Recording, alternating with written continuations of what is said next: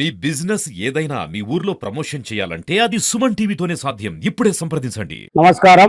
ఈరోజు బీఆర్ఎస్వి యాదాద్రి భువనగిరి జిల్లా ఆధ్వర్యంలో రాగిరి నుండి యాదగిరిగుట్ట లక్ష్మీ నరసింహస్వామి పాదాల వరకు ఏప్రిల్ 27వ తారీఖు 25 సంవత్సరాల ఆనాడు టిఆర్ఎస్ పార్టీ ఈనాడు బీఆర్ఎస్ గా అవతరించి 25 సంవత్సరాలు అడుగుపెడుతున్న సందర్భంగా సిల్వర్ జూబీ ఉత్సవాలను వరంగల్లో ఎల్కతుర్తిలో జరిగే భారీ బహిరంగ సభను విజయవంతం చేయాలనేసి ఈరోజు రాయగిరి నుండి యాదగిరిగుట్ట వరకు బీఆర్ఎస్వి ఆధ్వర్యంలో పాదయాత్ర చేయడం జరిగింది. ఈరోజు యాదగిరిగుట్ట లక్ష్మీ నరసింహస్వామి ఆశీస్సులతో రేపు జరిగేటువంటి భారీ బహిరంగ సభకు యావత్ తెలంగాణ ప్రజలంతా పెద్ద ఎత్తున హాజరై సభను విజయవంతం చేయాలని చెప్పేసి, అదేవిధంగా కేసీఆర్ గారు మళ్లీ ముఖ్యమంత్రి కావాలని చెప్పి బీఆర్ఎస్వి ఆధ్వర్యంలో భారత రాష్ట్ర సమితి విద్యార్థి విభాగం ఆధ్వర్యంలో ఈరోజు సుమారుగా 6 నుంచి 7 కిలోమీటర్లు సుమారుగా ఎర్రటెండలో ఈరోజు పెద్ద ఎత్తున విద్యార్థులంతా కూడా సుమారుగా 1000 మందితో ఇవాళ రాగిరి నుండి యాదగిరిగుట్ట పాదాల వరకు పాదయాత్ర చేసినటువంటి సందర్భం.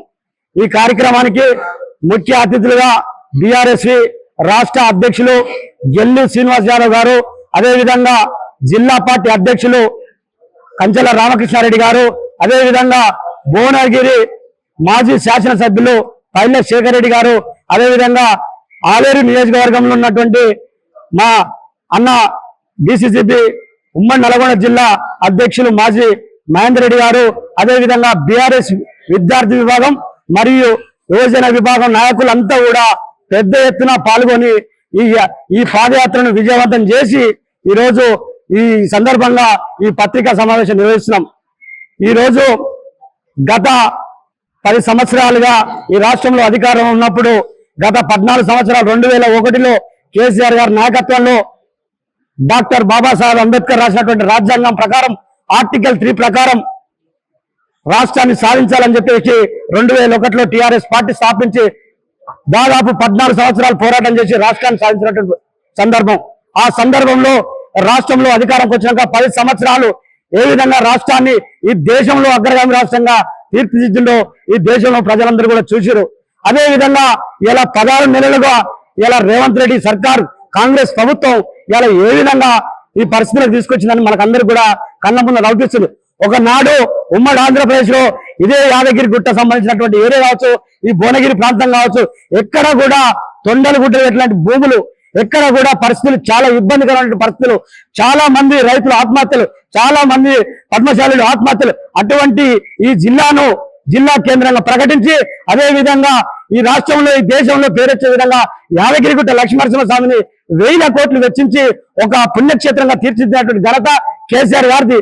ఈ రోజు ఈ ప్రభుత్వం వచ్చినాక 16 నెలలుగా ఇక్కడ ఉన్నటువంటి అప్పుడున్నటువంటి భూముల రేట్లు ఏంది, ఇవాళ ఉన్నటువంటి భూముల పరిస్థితి ఏందని చెప్పేసి ఈ ప్రజలంతా కూడా ఆలోచిస్తారు. అంటే మళ్ళీ ఉమ్మడి ఆంధ్రప్రదేశ్ లో ఏ విధంగా ఉన్నాయో పాత రోజులు అదే విధంగా ఈ రోజులు వచ్చినాయని చెప్పి ప్రజలంతా కూడా గమనిస్తారు. కాబట్టి ప్రజలందరినీ కూడా చైతన్యం చేయాలని చెప్పేసి మేము ఒక పెద్ద కార్యక్రమం తీసుకోవడం జరిగింది. ఎందుకంటే 25 సంవత్సరాల్లో పార్టీ అడుగుపెట్టిన సందర్భంగా సుమారు 14 సంవత్సరాలు పోరాటం చేసింది.